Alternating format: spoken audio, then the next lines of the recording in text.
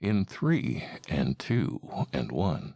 Hi, thanks for sitting down with me today. I appreciate it. I'm Tim Andersen, the Appraiser's Advocate, and we call this podcast, Have You Ever Thought About Writing It Backwards?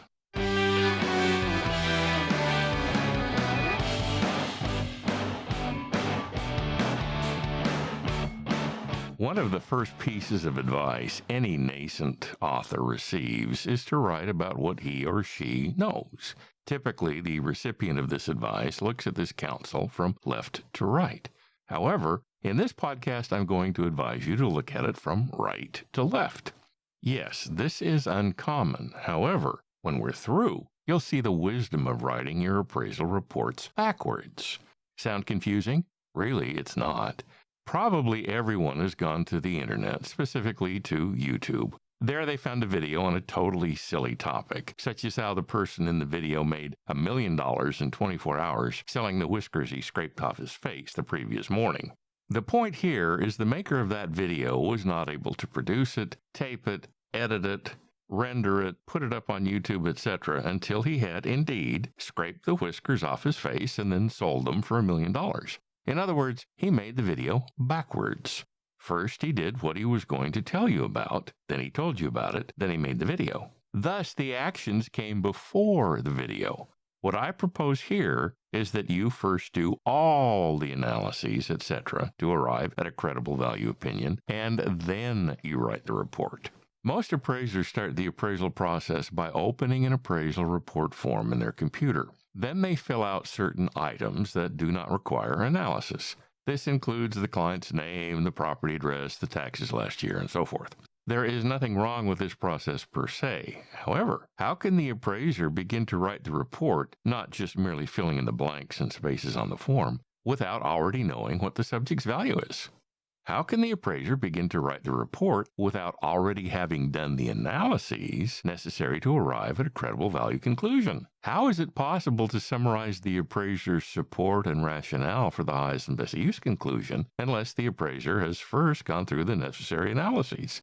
How can the guy in the video share with you his secret of making $1 million in 24 hours by selling day-old whiskers without having first shaved? This, of course, assumes he's telling the truth. If it's on the internet, it has to be true, right? As much as most appraisers do not like the USPAP document, it does provide an excellent model for the preparation of an appraisal and an appraisal report. This model is straightforward. Standard 1 aids the appraiser in developing a credible value conclusion. Standard 2 aids the appraiser in communicating that value opinion to the client and the other intended users. In other words, Standard 1 comes before Standard 2. Therefore, this is the model we should follow in concluding a value and then reporting it to the client. Given how straightforward this model is, it's a puzzle as to why more appraisers don't follow it. This podcast is not the time or the place to go through a detailed model of the appraisal process. That model is available elsewhere. However, this is a good place to summarize those steps, so let's do it.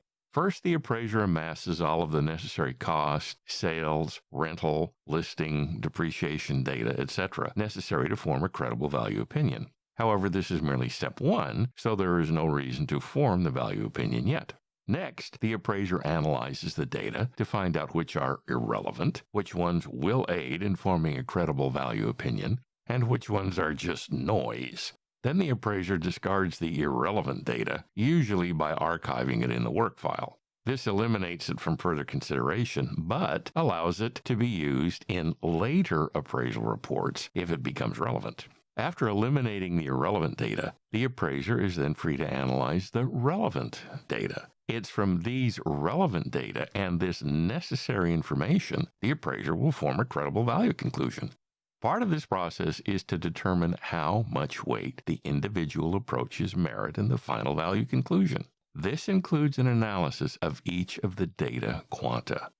This is necessary in order to determine how much weight to give any given approach. In other words, it's possible to have great cost data, yet end up giving the cost approach relatively little weight. Why? If this approach is one to which the market gives relatively little weight, then so should the appraiser. Therefore, by this time, the appraiser will have visited the neighborhood and subject property. She will also have determined the neighborhood's boundaries. She'll have confirmed the sales data with a party to the transaction, etc. Finally, she'll have formed a credible value conclusion. What this means is that all of the heavy appraisal lifting is done first. All that remains now is to analyze and interpret the data and then write the report. Now, after all of these efforts, writing the report is going to flow a lot easier because the appraiser has already answered the questions necessary to form a value conclusion. Writing the report should be straightforward. Unfortunately, in a podcast such as this one, there is not time to go into a great deal of detail relative to the appraisal and reporting processes. I am, however, available for private consultation in these matters. The point here is that by doing the research and analyses first, the second step in the appraisal process, writing the report, comes easier. That task then becomes one of merely telling the reader what you already know. There is a real benefit to you in changing the way you write your appraisal reports. Consider these. By doing the research and analysis first, you free yourself from toggling back and forth between doing the research and writing the report. By doing the research and analyses first, when you write the report, you are indeed writing what you already know. This will save you from a lot of false starts and stops during the tenure of the appraisal report writing process. By following this model, and because you are writing what you already know, it will likely take you less time to write the actual report. What appraiser does not want to save time, right? It's possible that writing the report backwards will result in an appraisal report that reads more logically and sequentially than reports written in the traditional manner. What client is going to complain about a professionally written, easy-to-understand, on-time appraisal report?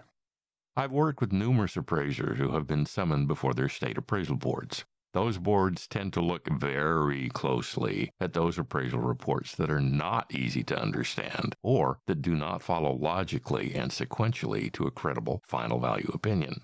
Therefore, by following the report writing process this podcast advocates, you can help shield yourself from the clutches of your state appraisal board. That sounds surprisingly good, don't you think? Every day, we appraisers must compete with evaluations, BPOs, AVMs, our own fellows, and so forth.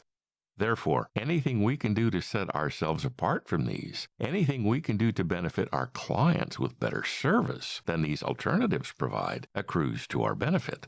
How is that not a plus for our side? True, the term write the appraisal report backwards may sound clumsy and counterintuitive at first, but as this podcast shows, it has some definite advantages for you and your appraisal business. It is in our best interest as appraisal and business professionals to take advantage of every legitimate shortcut available to us. What this podcast advocates is one easily available to all of us at no cost and relatively little requirement to change what we already do. Therefore, as you begin your next appraisal assignment, consider writing it backwards. You just may find you'll be glad you did.